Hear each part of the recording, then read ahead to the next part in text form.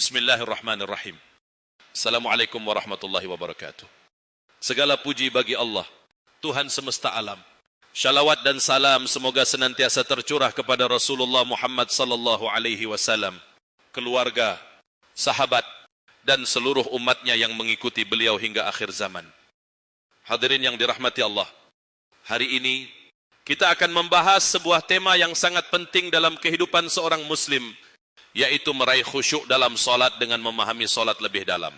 Solat adalah tiang agama, ibadah yang pertama kali dihisab di akhirat, dan bentuk komunikasi langsung antara hamba dengan Rabbnya. Namun, banyak di antara kita merasa sulit untuk mencapai khusyuk. Kenapa? Karena kurangnya pemahaman terhadap hakikat dan makna solat itu sendiri. Makna khusyuk dalam solat. Khusyuk berasal dari kata khasya'a, yang artinya tunduk, merendahkan diri, dan menghadirkan hati di hadapan Allah. Dalam konteks solat, khusyuk berarti melaksanakan solat dengan hati yang tenang, pikiran yang fokus, dan rasa kehadiran Allah yang nyata. Allah berfirman, sungguh beruntung orang-orang yang beriman, yaitu orang-orang yang khusyuk dalam solatnya. Quran surat Al-Mu'minun ayat 1-2. Ayat ini menunjukkan bahwa khusyuk adalah kunci keberuntungan seorang mukmin, sekaligus indikator kualitas ibadahnya. Mengapa khusyuk sulit dicapai? Kita sering kehilangan khusyuk karena berbagai alasan. Pertama, tidak memahami arti bacaan solat. Tanpa pemahaman, solat hanya menjadi gerakan rutin tanpa makna. 2, gangguan pikiran. Dunia sering menarik perhatian kita, bahkan ketika sedang solat. 3, kurangnya persiapan. Solat yang terburu-buru tanpa mempersiapkan hati sulit untuk mencapai khusyuk. Memahami solat untuk meraih khusyuk. Untuk meraih khusyuk, kita perlu memahami solat secara lebih mendalam. Berikut beberapa langkahnya. Pertama, pahami makna bacaan solat. Setiap ucapan dalam solat memiliki makna yang mendalam. Ketika membaca takbir, kita menyatakan bahwa Allah Maha Besar.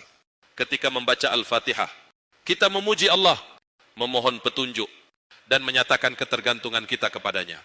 Dengan memahami makna ini, hati kita akan lebih mudah terhubung kepada Allah. 2, sadari bahwa solat adalah pertemuan dengan Allah. Ketika solat, bayangkan bahwa Anda sedang berdiri di hadapan Allah. Rasulullah sallallahu alaihi wasallam bersabda, jika kamu berdiri untuk solat, maka solatlah seperti seseorang yang melihat Allah. Jika kamu tidak mampu melihatnya, maka yakinlah bahwa dia melihatmu. Hadis riwayat Bukhari dan Muslim. 3, persiapkan diri sebelum solat. Lakukan wudu dengan khusyuk. Datang lebih awal ke tempat solat, dan hindari hal-hal yang bisa mengganggu pikiran. Rasulullah sallallahu alaihi wasallam selalu menjaga kebersihan hati dan jasmani sebelum solat, sehingga solat beliau penuh dengan kekhusyukan. 4, renungkan hikmah solat. Solat bukan hanya ritual, tetapi sebuah sarana untuk memperkuat hubungan kita dengan Allah, mengingatkan kita akan tujuan hidup, dan menyucikan jiwa dari dosa. Ketika solat dipahami seperti ini, kita akan menjadi kebutuhan, bukan sekadar kewajiban. Hadirin yang dirahmati Allah, khusyuk dalam solat adalah puncak dari ibadah yang sempurna. Untuk mencapainya, kita perlu usaha, doa, dan tekad untuk terus memperbaiki diri. Rasulullah sallallahu alaihi wasallam bersabda, sesungguhnya solat seseorang hanya dihitung sejauh mana ia khusyuk di dalamnya. Hadis riwayat Abu Dawud. Semoga Allah memudahkan kita untuk meraih khusyuk dan menjadikan solat sebagai sumber kekuatan hidup kita. Wassalamualaikum warahmatullahi wabarakatuh.